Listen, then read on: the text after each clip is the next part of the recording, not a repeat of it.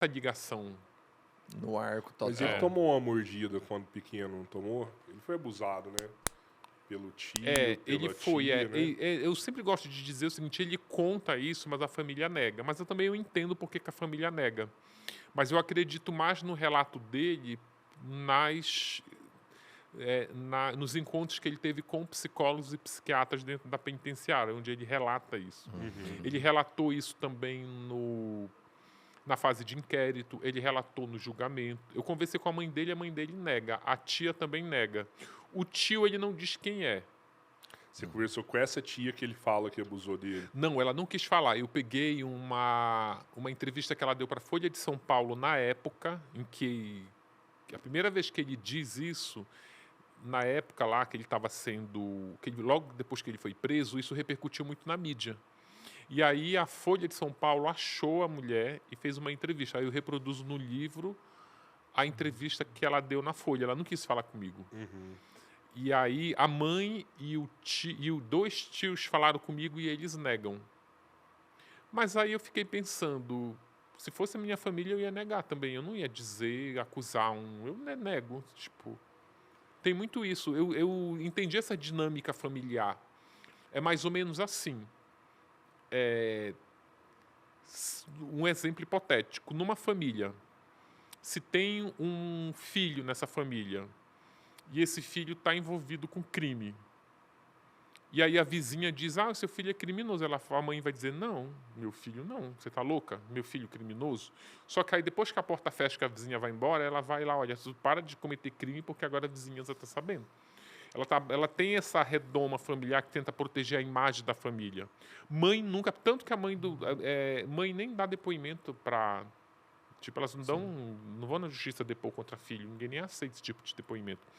Então, tem essa proteção.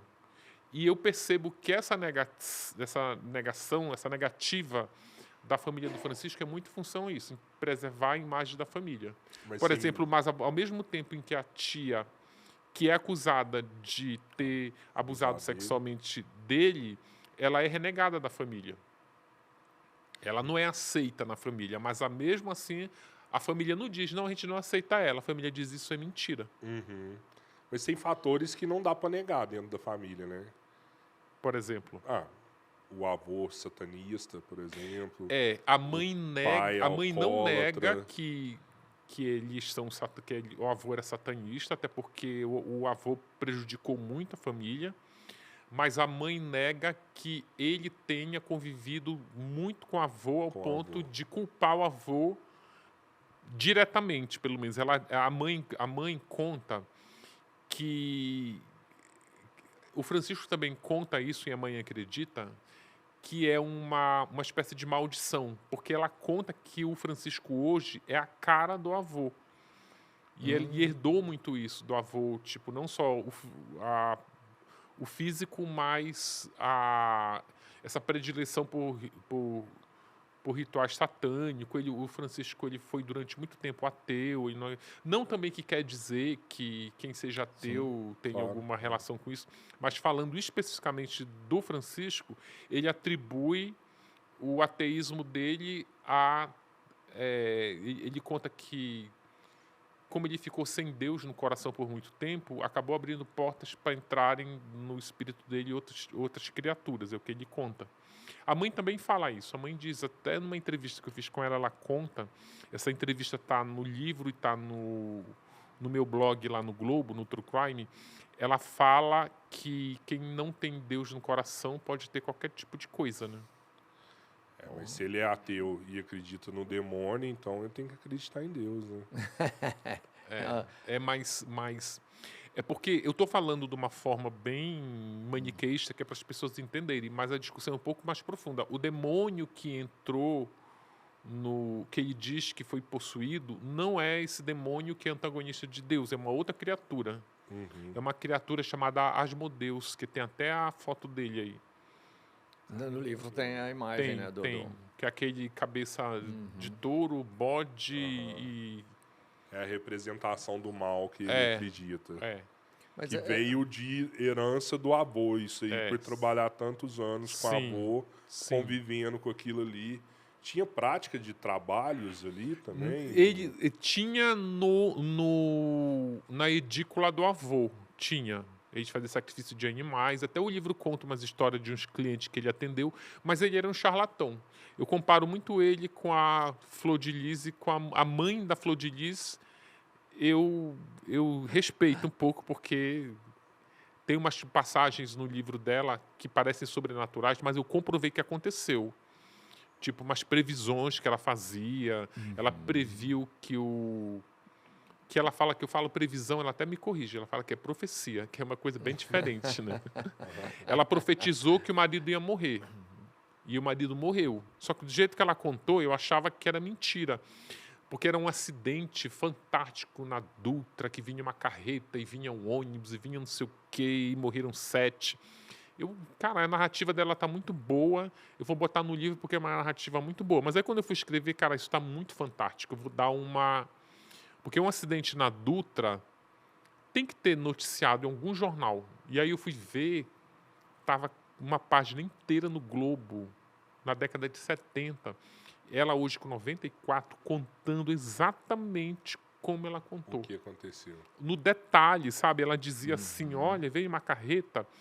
E aí ela atropelou, a carreta se chocou com a Kombi, que estava o meu marido em uma banda gospel inteira. E aí, na verdade, essa Kombi primeiro bate num ônibus, aí ela capota, e aí eles sobrevivem. Só que aí depois vem uma carreta desgovernada e bate na Kombi e mata 7. Só que aí ela me contou um detalhe que eu achava que se ela tivesse... Que eu achava que era muito cheio de detalhe. Ela conta que um dos que morreram não era nem da banda gospel, nem era um agricultor que passava na margem da Dutra e parou para ajudar a Kombi que estava capotada. Caraca. E aí ela contou esse detalhe, que aí esse cara morreu junto. Ela contou que um dos filhos dela... foi dado como morto, mas porque levaram ele para um hospital e ninguém avisou nada, que naquela época não tinha celular, não tinha nada. E aí ele ficou como ele estava desacordado, ele ficou como sem identificação no hospital, lá meio em coma. E, na verdade, ele teve um choque emocional, porque ele viu a carreta atropelando o pai dele, desmembrando o corpo do pai. E ela contava isso tudo. E aí, quando eu fui ler no jornal, 3 meses depois dela ter me contado, estava até a história do agricultor que tinha morrido. Eu falei, não, ela realmente... Só que aí... Profetizou. Só que nos relatos de feitiçaria do avô do Francisco, eu não encontro esses elementos que comprovam. Nenhum, zero. Zero.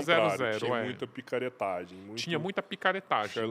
Tinha muito. As histórias de quem foi atendido por ele eram todas de charlatanismo. Eram pessoas que eram enganadas. Tanto que dizem, inclusive, eu não botei no livro porque não tinha prova nenhuma, mas todo mundo me contava que ele morreu por charlatanismo. Porque, tipo, ele prometeu... Enganou alguém. Enganou mais de um. Enganou 3, esses 3 fizeram um consórcio. Vamos eliminar esse cara, que esse cara... Eita. E era negócio de disputa era uma coisa que era muito comum naquela época, era disputa de comércio. Tipo, um cara abria uma loja de construção, vendia muito, aí abria uma outra loja no mesmo quarteirão, e aí o que se sentia prejudicado ia lá, no feiticeiro. Para ele amarrar o negócio. Não, porque tinha entre as coisas que ele anunciava,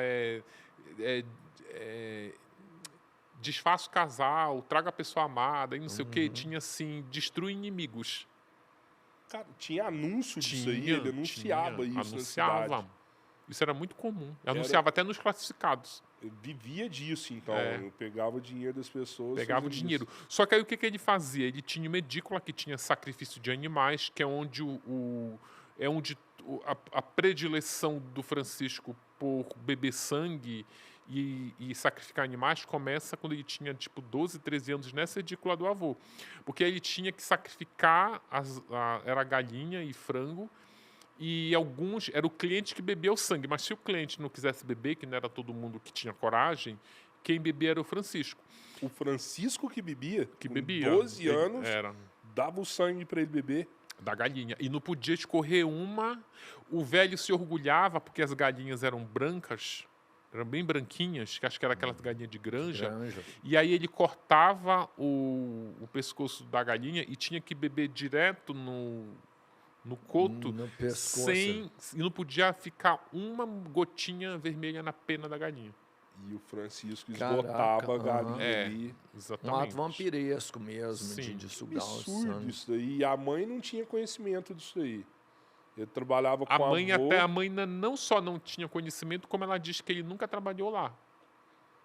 Mas ele faz muitos relatos no inquérito de Rorschach, tem muitos relatos disso, muitos. E você chegou a visitar essa edícula lá? Não tem mais. Não existe Não. mais.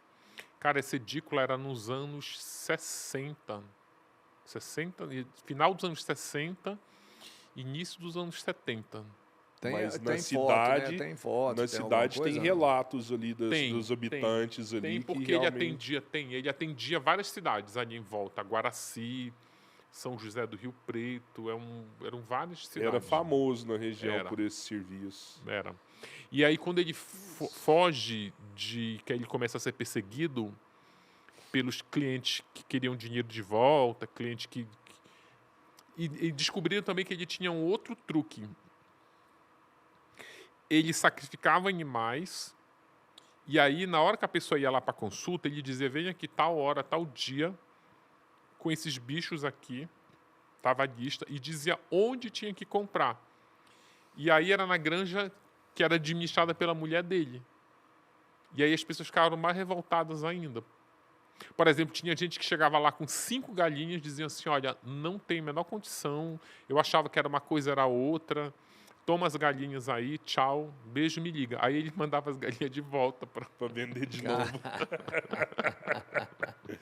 Cara, e aí a muita pessoa descobre isso e fica picaretagem, revoltada, né? Mas ele acabava, assim, ganhava uma grana com isso. Ganhava. Porque era um golpe duplo. Ele Cara, não só comercializava o produto, como grana recebia pelo não ganhava Aeromargo. porque isso acontecia na pobreza.